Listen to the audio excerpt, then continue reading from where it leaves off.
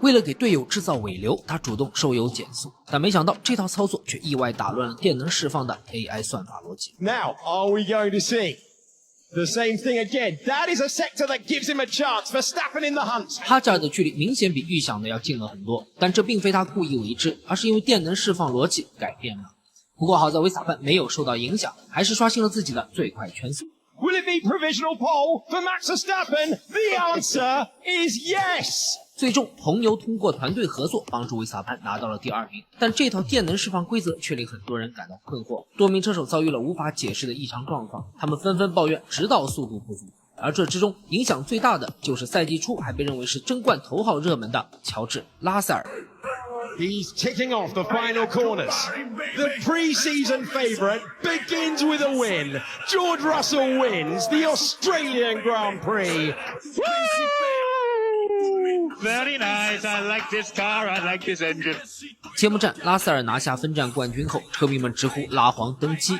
乔治本人也对赛车非常满意，他一边憧憬着世界冠军，一边劝解抨击新规的其他车手，让他们放下成见，拥抱未来。As challenging as it was still fun from within the cockpit, and yeah, maybe these new regs aren't as bad as everyone's making out.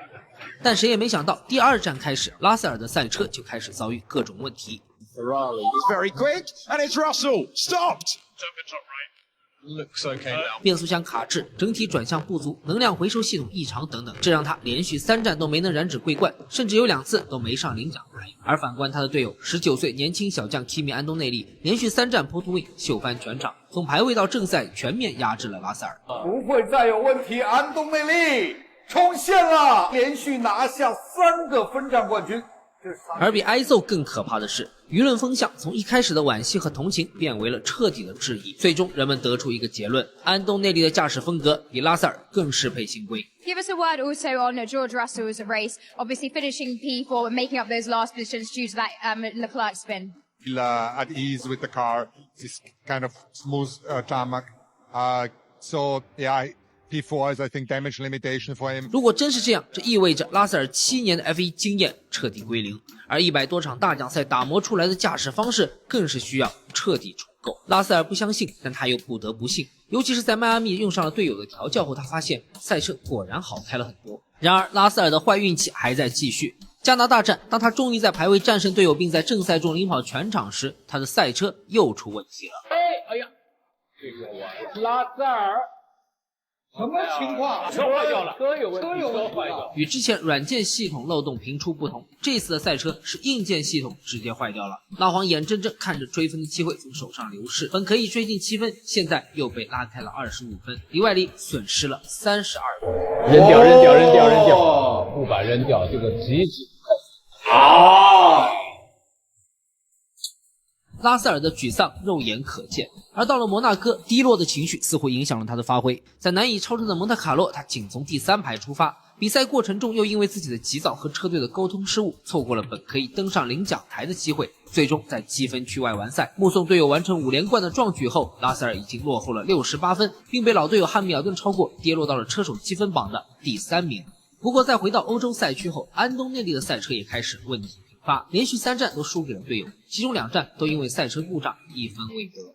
He's breaking down! He's breaking down! Kimi Antonelli had passed his teammates, but he will not finish the Grand Prix. 但拉塞尔并没有大幅追进比分，因为他遭遇了梅奔之下我无敌的法拉利双雄。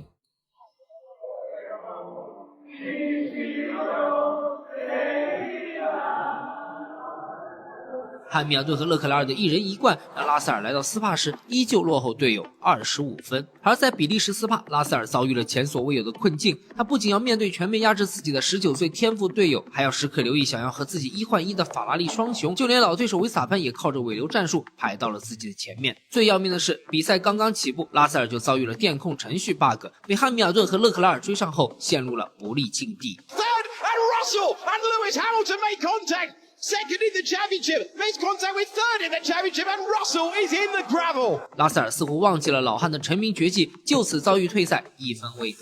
不过他丝毫没有把矛头对准汉密尔顿。I'm out. What the fuck happened with the sock down the straight?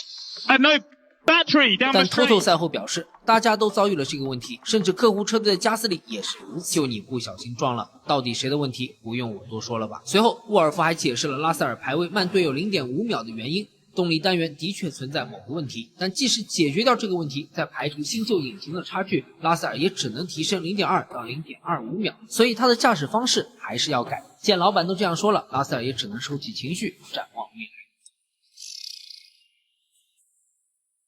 而在车迷群体中，大家似乎更愿意相信梅奔区别对待做掉拉塞尔的阴谋论。一张工程师忘记删除 AI 代码的恶搞图片，一下子让众多车迷找到了发泄的口子。